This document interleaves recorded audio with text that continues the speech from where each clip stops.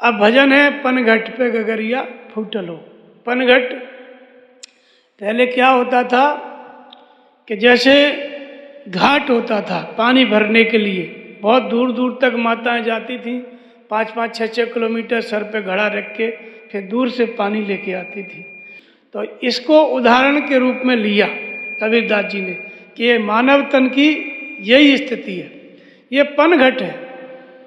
जैसे पनघट होता है, यानी सब जगह से पानी नहीं भर सकते, या तो कुएं से या तालाब में भी एक घाट बना रहता है, नदी में भी भरेंगे तो एक किनारा एक घाट बना रहता है, उसी को पनघट कहते हैं। हर जगह से पानी नहीं भर सकती।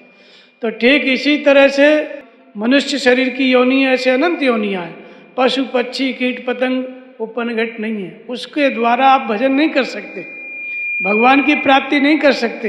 ये मनुष्य शरीर जो है इसको पनघट कहा। कबीर ने कहा कि पनघट पे गगरिया फूटल हो।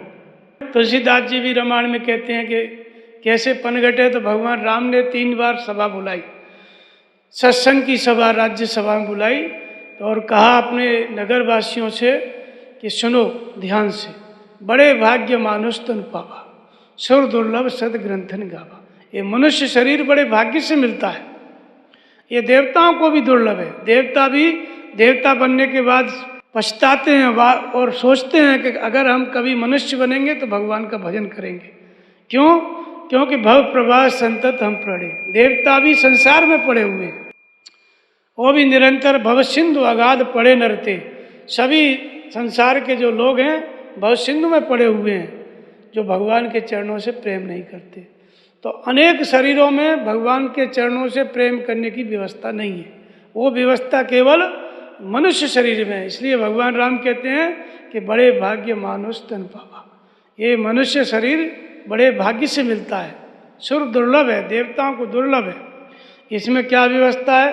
तो कहते हैं साधन धाम मोक्ष कर द्वारा। ये साधन का धाम है। कौन सा साधन?